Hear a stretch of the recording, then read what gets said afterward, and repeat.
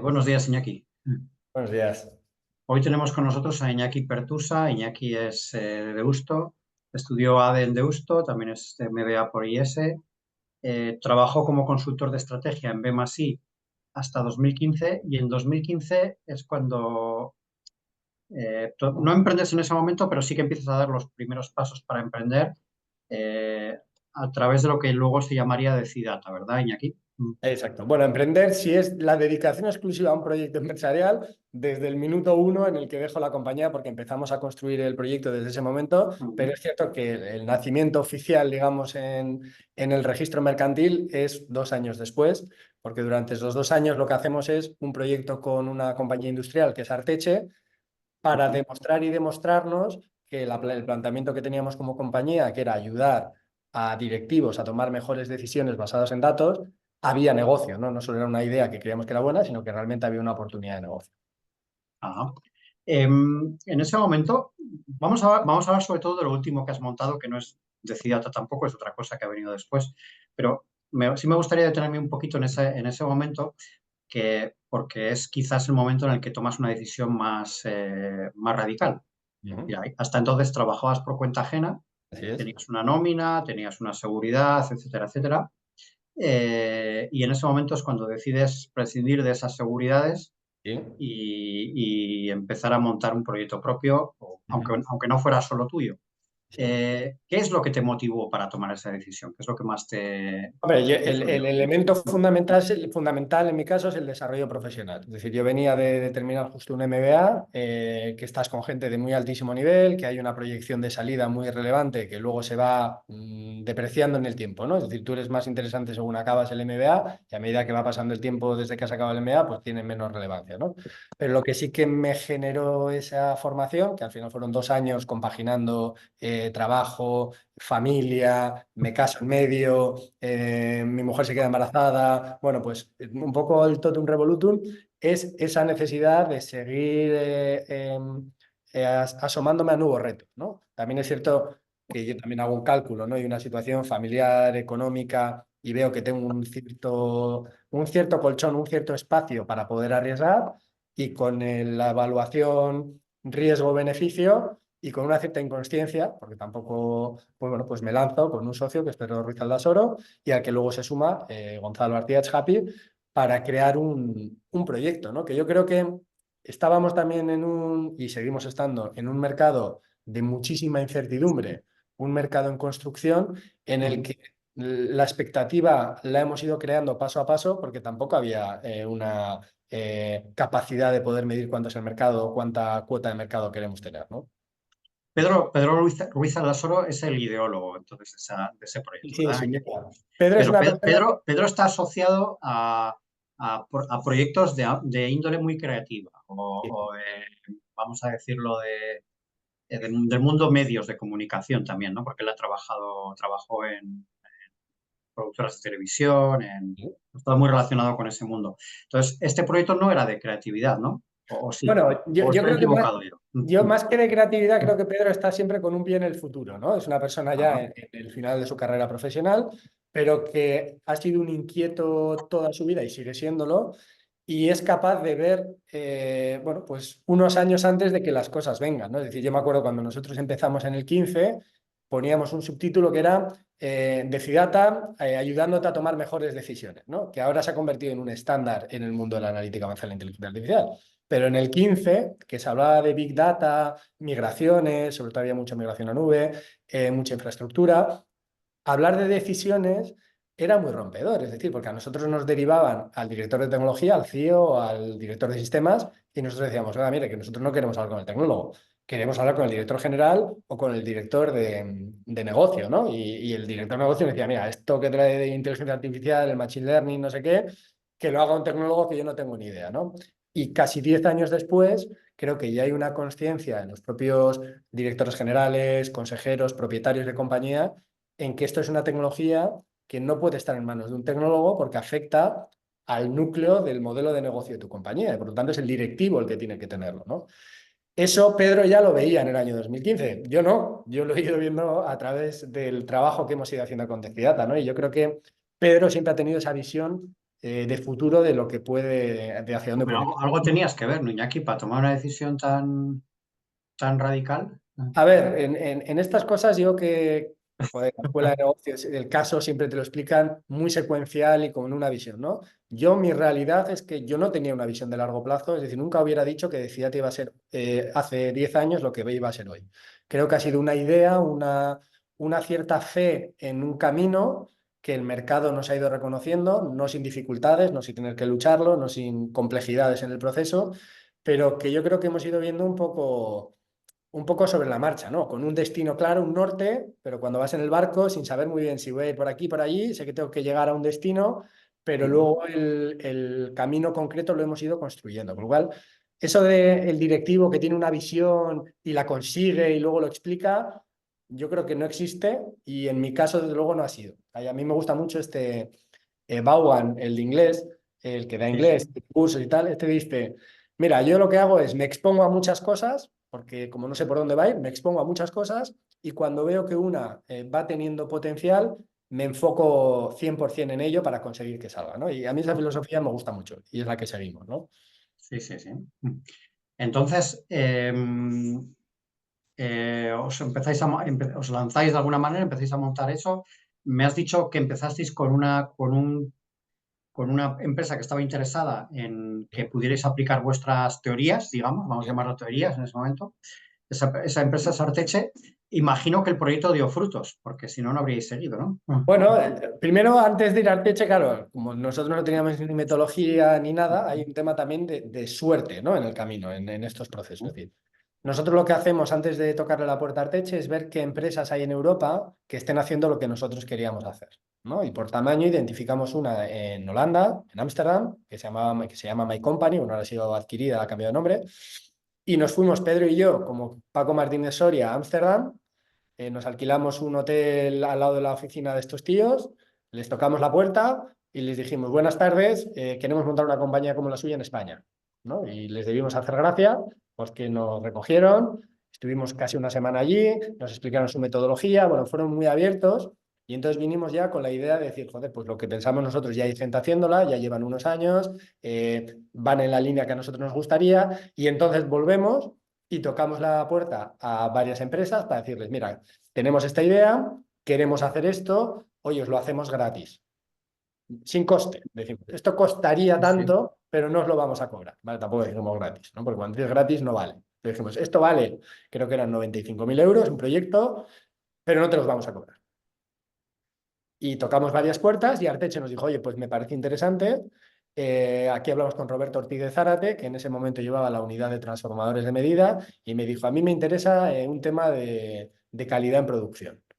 Entonces, nos abrió la puerta de su casa, fuimos, estuvimos con el equipo trabajando casi un año, hicimos un proyecto que fue muy interesante y con ese proyecto en la maleta dijimos, bueno, pues en la industria, porque nuestra tesis era banca, seguros, telco, ya hacen proyectos de inteligencia artificial, la industria 4.0 es el siguiente gran mercado. Vamos, que por estar en el País Vasco tenemos acceso a esas industrias y tenemos todo el conocimiento que hemos adquirido en sectores más maduros.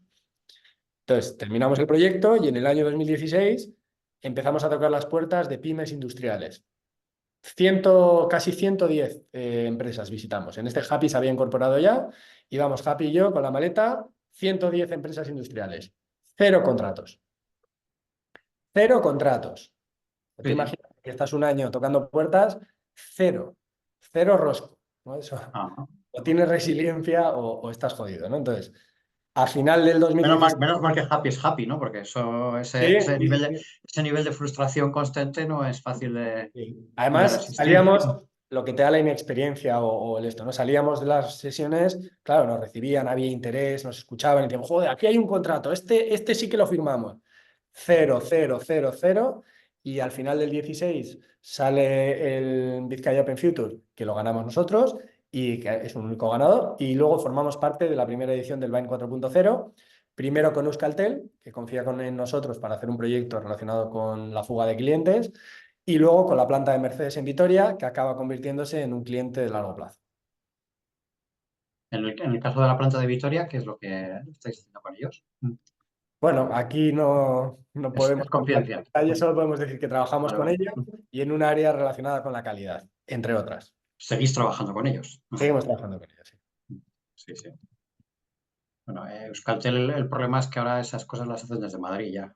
Sí, bueno, nosotros sigue siendo cliente y seguimos trabajando con ellos, pero es cierto que ahora con todo el cambio accionarial, claro, nosotros empezamos en el 2016, hemos vivido todo el cambio, es decir, la entrada de Zegona, el cambio de los diferentes directivos, la entrada de MásMóvil, ahora la salida, la fusión MásMóvil Orange, pero bueno, pues eso para cualquier organización es mucha, mucha turbulencia. Vamos, la fuga de clientes es uno de los grandes retos de todas las Sí, sí. empresas que venden al consumidor Sin final. duda, Sí. sin duda. Ahí eso se ha sofisticado muchísimo de cuando empezamos nosotros a trabajar, pero la verdad es que sí, sí, hay un potencial brutal. No solo en telco, que es un mercado hipercompetitivo, sino que todo ese conocimiento luego hemos podido trasladarlo a otros sectores donde, bueno, pues quizá la competencia no es tan agresiva, pero es muy relevante también. Pues es que ese es menos Industria 4.0, ¿no? El de Euskaltel. Claro, ¿qué nos pasó? Que cuando hacemos esas 100 visitas y vemos que Industria 4.0 no es el mercado que se decía que era en la época, porque todo el mundo habla de Industria 4.0, pero nadie estaba invirtiendo en Industria 4.0, más allá de pilotos, etcétera. Hablo del mundo de la IA, ¿eh? Había mucha sensórica, había mucha ciberseguridad, pero lo que era inteligencia artificial no se hacía absolutamente nada. Ahora se hace poco, cada vez más, pero no se hacía nada, ¿no? Y entonces volvimos hacia los sectores tradicionales de banca, telco, seguros. Y en este caso nos coincidimos con Euskaltel, que está en esa línea, como bien dices, de si es industria o no es industria, pero en cualquier caso aparecía como tractora dentro del programa. Sí, sí, sí. Muy bien, entonces eso ha sido Decidata. Entiendo que Decidata ya hoy en día es un proyecto que habéis conseguido consolidar a pesar de sus primeros pasos tan difíciles. Así es, así es. Y afortunadamente estamos en un estadio de crecimiento. Para nosotros la pandemia fue, digamos, el parteaguas, es decir, hasta la pandemia íbamos creciendo de a poco. En la pandemia se nos paralizaron absolutamente todos los proyectos ante la incertidumbre de futuro. Como no había futuro, pues la gente dejó de invertir en futuro. Pero según salimos de la pandemia, se aceleró mucho la contratación de nuestros servicios y los proyectos que hacemos. Y ahora seguimos creciendo, pero a pesar de que la inteligencia artificial está en todas las conversaciones y en algunos casos es la conversación, pues no estamos viendo el crecimientos tan exponenciales como tuvimos a la salida de la pandemia. Tras la salida de la pandemia sí que hubo crecimientos exponenciales. Bien, sí, sí, sí, sí. ¿Qué crees que es lo que pasó ahí? Bueno, yo creo que vino de una parte ligado a la digitalización, ¿no? Es decir, yo creo que las compañías salieron con una apuesta clara de la digitalización y una necesidad y una urgencia por ver que la digitalización era el futuro y de la mano de esa digitalización entra la analítica avanzada de la inteligencia artificial. Ahora sigue habiendo esa necesidad, pero no hay una urgencia. Nosotros siempre decimos que vender seguridad es muy fácil porque le dices, mira, si no has tenido un ataque, lo vas a tener, o sea, que más vale ponerte las pilas porque tu vecino ya lo ha tenido. Sí, Nosotros lo que estamos vendiendo es, te hacemos más competitivo, pero ahora, si no lo haces, no vas a desaparecer, veremos dentro de 2 o 3 años. Pero ahora tú puedes seguir trabajando como si no existiera, como si no, como si fueras los músicos del Titanic, ¿no? Sigues tocando y bueno, pues como tardes mucho, pues el agua te llegará al cuello, ¿no? Pero ahora mismo no te está ahogando. La ciberseguridad, en cambio, es un peligro inminente, ¿no? Con lo sí, cual sí. nosotros necesitamos siempre que haya un directivo o un propietario de la compañía que apueste por esta tecnología y que apueste por el futuro. Y no siempre es fácil encontrarlos. Dos preguntas de índole más operativo sobre Decidata, Iñaki. Vosotros, este es un proyecto que tiene cierta tecnología por detrás. Sí. Aunque tu perfil, como bien has dicho, no es tecnólogo. ¿Cómo lo habéis montado en ese sentido? Pues mira, vuelvo a la parte, primero, una parte de suerte en el inicio y luego una parte de trabajo y estructuración bueno, pues de las carencias o de los problemas que puedes tener en el futuro, ¿no? Es decir, ¿quién fue nuestro primer científico de datos? Nuestro primer científico de datos fue Pablo Monfort, que era el primer científico de datos que fichó la primera socia de McKinsey España en generar la unidad de Advanced Analytics, que luego daba servicio a otras oficinas del resto de Europa. Y llegamos a él porque es el hermano de un compañero mío del máster.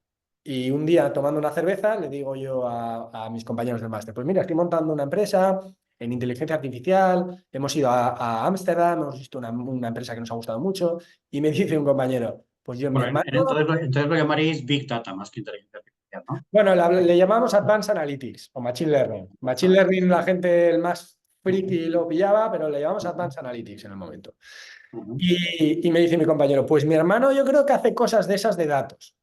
Pues su hermano era doctor en matemáticas por la Universidad de Extremadura, había trabajado en el INE, estaba desarrollando la práctica de McKinsey en España, dando servicio a proyectos internacionales, no solo en Europa, sino... Y entonces de repente dijimos, joder, pues tenemos que hablar con él. Entonces nos acercamos, él era un perfil que encajaba muy mal o digamos que no encajaba a la perfección en ese perfil McKinsey de consultor y tal, porque era un outsider completamente, alguien que viene de la academia con otro tipo de inquietudes, brillante en lo que hace y por lo tanto no tiene que meter tantas horas. Entonces, bueno, pues en la cultura McKinsey chirriaba, ¿no? Y él mismo se daba cuenta y entonces hace una salida de McKinsey para incorporarse a Decidata, compaginándolo con la docencia, que es lo que siempre le ha gustado y se le da de maravilla en el Instituto de Empresa, en el IE.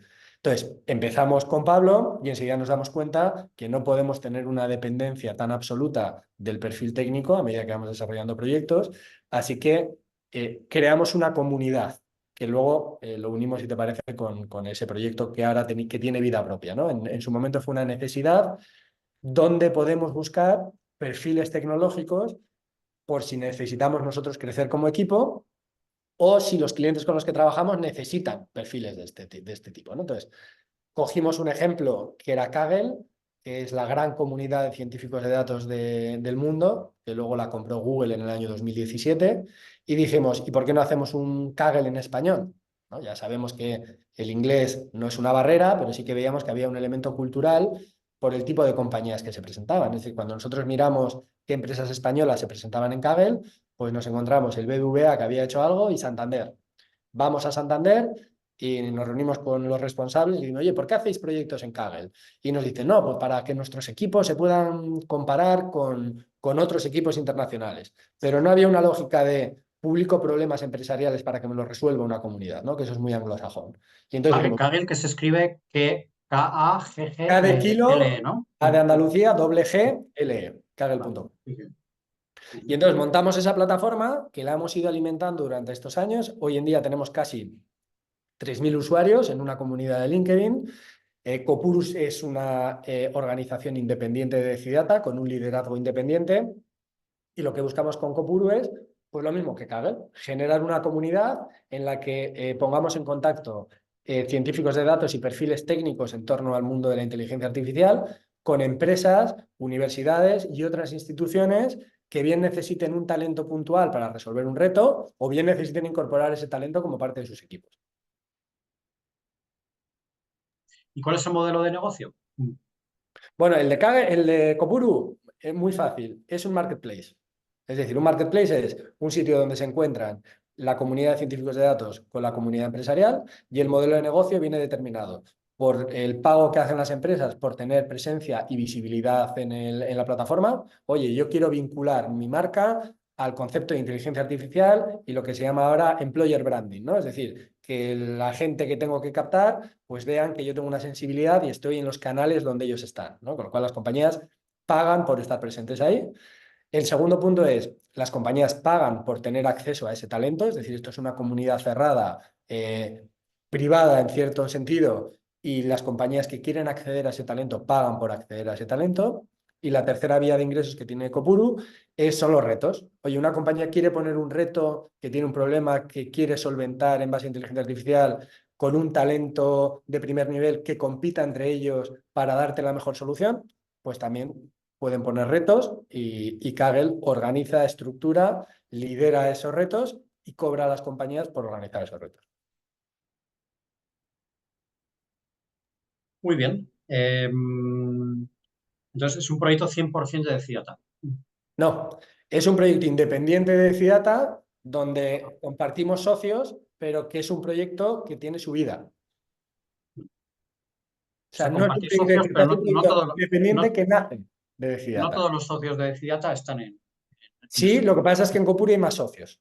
Ujú. ¿Vale? Y de hecho el modelo de negocio y de crecimiento y de desarrollo empresarial que tiene un proyecto y tiene el otro son modelos completamente diferentes. Es decir, la Sí, sí. escalabilidad de Cidata por el tipo de servicios que proveemos está muchísimo más limitada que la posibilidad de escalado que tiene un proyecto como Copuru, que puede escalar todo lo que se necesite. Sí, sí, sí. O sea, compartís socios, ha entrado más gente. ¿Cómo ha sido ese proceso? No sé hasta dónde puedas contar, claro. Bueno, estamos todavía en una fase incipiente, todavía los socios no ha habido una entrada de capital, no ha habido un venture capital, no hay un venture capital detrás, somos todos socios personas individuales.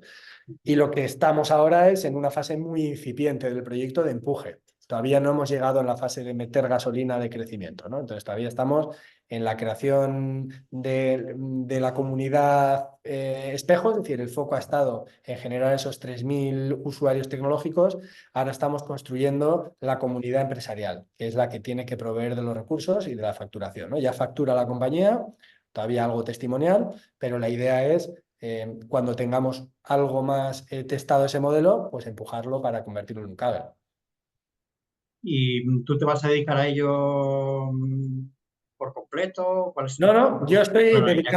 dedicado a Decidata con el apoyo en estas fases incipientes de Copuru y la idea es, de nuevo, que Copuru sea un alma libre, con un liderazgo independiente del liderazgo de Decidata. Yo en principio me mantengo en el liderazgo de Decidata. Vale. Y dentro de Cidata, ¿cuáles son un poquito los siguientes retos, Iñaki? Bueno, ¿Dónde estás tú? el crecimiento sigue siendo nuestro reto, es decir, hemos hecho una modificación ahora mismo en cómo planteamos nuestros servicios a los clientes y ahí hay un reto clave. Es decir, uno es, nosotros antes vendíamos proyectos. ¿Qué ocurría? Que vendemos un proyecto y el cliente, después del primer proyecto, te vendemos un segundo, ahora un tercero. Lo que nos hemos dado cuenta es que el tipo de compañía al que nosotros nos dirigimos, que son compañías medias, entre 50 y 500 millones de euros de facturación, lo que nos piden no es hacer un proyecto.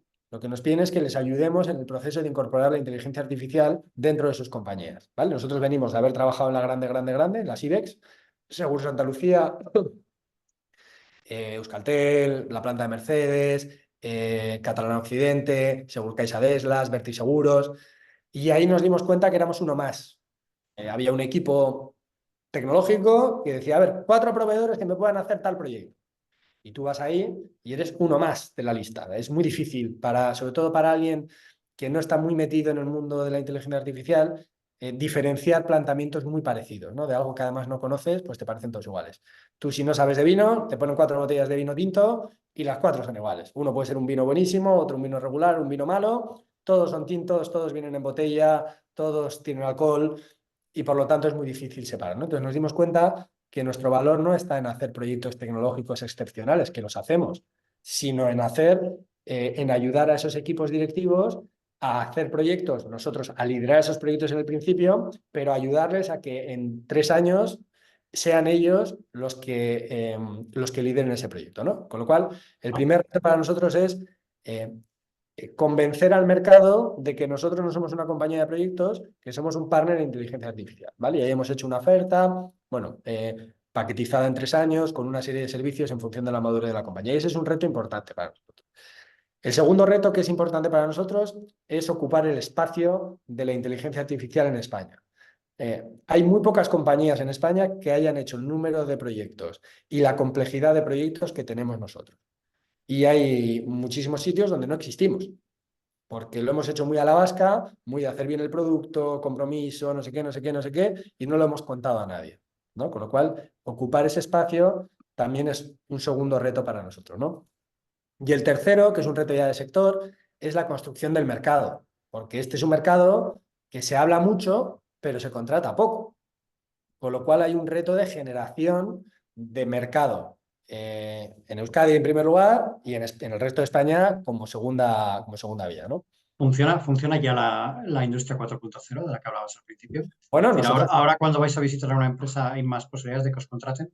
pues mira, es curioso porque lo que sí que hay es directivos con la voluntad de invertir en esta tecnología, ¿vale? Hasta ahora teníamos directivos interesados en la tecnología, pero que no tenían presupuesto. Y nos lo decían, ¿eh? Joder, es que hemos hecho un piloto, pero es que no hay presupuesto. Y esto nos lo ha dicho una gran empresa industrial vasca, el responsable de tecnología. Hablamos mucho, queremos hacer, pero no hay presupuesto. Con lo cual, solo podemos hacer o pilotos o proyectos de I+D. Ujú. Y entonces, claro, eso está cambiando, ¿vale? Esta semana hemos estado haciendo visitas a grandes plantas industriales en Euskadi y Navarra con directivos que nos han contactado porque algunos tienen ya el presupuesto validado para este año y vamos a hacer proyectos con ellos en 2024 y otros han solicitado el proyecto para el año que viene, o sea, el presupuesto para el año que viene. Porque puede haber mucha voluntad de querer hacerlo, pero si no tienes presupuesto, es muy complicado hacerlo de manera interna. Esto es tan complejo, es una tecnología tan difícil que al principio necesitas apoyo, pero es tan importante que vas a tener que que meterlo dentro de tu compañía, ¿no? Ujú. De acuerdo. Te lo preguntaba porque nos has dado nombres, salvo el caso de Mercedes, casi todos los clientes que has dado no son de Industria 4.0, son más de B2C, ¿no? Digamos. Entonces, ¿eso ha cambiado? ¿Habéis ahora tenéis está más equiparado o cómo está en este Sí, momento? sí, yo te diría que ahora en facturación gana la industria, gana el fabricante. El B2B Ujú, gana de goleada. ujú, O sea, eso ha cambiado, ¿eh? Antes éramos B2C, pero es cierto que el cliente industrial y sobre todo la compañía a la que vamos, pues nos impide o no nos ujú, permite contar las cosas que estamos haciendo, ¿no? El B2C y los Euskalteles, los ujú, Mercedes, podemos contarlo porque han sido programas o han sido proyectos que han estado dentro de un programa y han salido en prensa, publicados, etcétera, y podemos decirlo con toda libertad. El ujú. resto de proyectos, pues como esto es un elemento de competitividad, hay muchas compañías que prefieren que no digamos que están haciendo nada. Sí, bueno, hay también a veces un exagerado secretismo, a mi juicio, ¿no? No sé. Seguramente, pero al final nosotros decimos, el propietario de todos nuestros desarrollos es el cliente y nosotros Claro, estamos sí. a lo que diga el cliente, ¿no?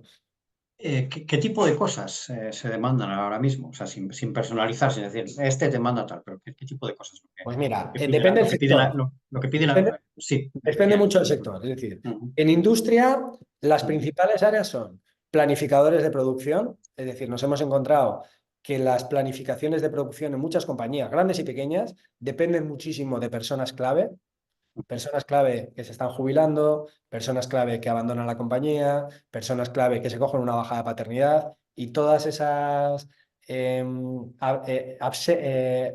pues cuando la persona no está, impactan en la compañía, ¿vale? Y el directivo tiene una preocupación por mejorar o sistematizar esos procesos tan relevantes como es la planificación de producción de un ujú, proceso industrial. Entonces, ok, planificadores de producción. Segundo, temas relacionados con calidad. ¿Vale? Decir, oye, ¿por qué me salen bien o por qué me salen mal las piezas? ¿Qué tengo que mejorar en mi proceso para seguir incrementando mis estándares de calidad? ¿Vale? Y ahí la inteligencia artificial, aprendiendo del histórico, puede aportar mucho, ¿no? O aporta mucho. Tercer punto, temas relacionados con mantenimiento predictivo, sobre todo detección de anomalías en la línea, ¿vale? Es decir, puedo tener sistemas que me digan cuándo, a pesar de que parece que es normal, no es normal, ¿vale? Porque si una máquina se te rompe, salta la ujú, alarma. El problema es cuando tienes pequeñas variaciones dentro de la normalidad que afectan bien al consumo energético, bien al desgaste de las piezas, que si tú lo miras parece normal, pero no es normal, ¿vale? Entonces ahí metemos sistemas de detección de anomalías muy sensibles que ayuda, ¿no? Y luego el cuarto tema está relacionado con temas de logística, previsión de demanda. ¿Vale? Eso sería en industria, esos serían los grandes proyectos, ¿no? Si hablamos del B2C, y hay un sector que estamos invirtiendo mucho porque tenemos un conocimiento a través de Happy, que es el mundo del fitness, ahí tenemos los proyectos también muy definidos. Uno es segmentación avanzada de clientes basada en el comportamiento, es decir, ¿cómo puedo segmentar mis clientes sabiendo cuántos días vienen, qué tipo de actividad hacen, si hacen clases o no, etcétera? Entonces, clustering. Tema de retención de clientes, para el mundo del fitness es un tema muy relevante en el que ahora con todos los fondos que se han metido es muy relevante incrementar el número de clientes, con lo cual la retención y lo que se llama rejoiners, que es el que se me fue, ¿a quién llamo de los que se me fue? ¿Vale? Y hacemos modelos de propensión a la vuelta. Y luego otro proyecto que hacemos en el mundo del fitness es dónde abro el siguiente gimnasio. ¿Vale? Aquí principalmente son grandes cadenas las que nos contratan para generar esos proyectos, ¿no? Y luego, en otros temas más de B2B barra B2C, pues temas de postventa también son importantes. ujú. Sí, sí. Muy bien. Pues, bueno, yo creo que hemos repasado todo, Iñaki. Me queda solo agradecerte tu tiempo, desearos mucha suerte, especialmente con la nueva iniciativa Estupendo. y ánimo, ánimo como siempre. Muy bien, pues muchísimas gracias.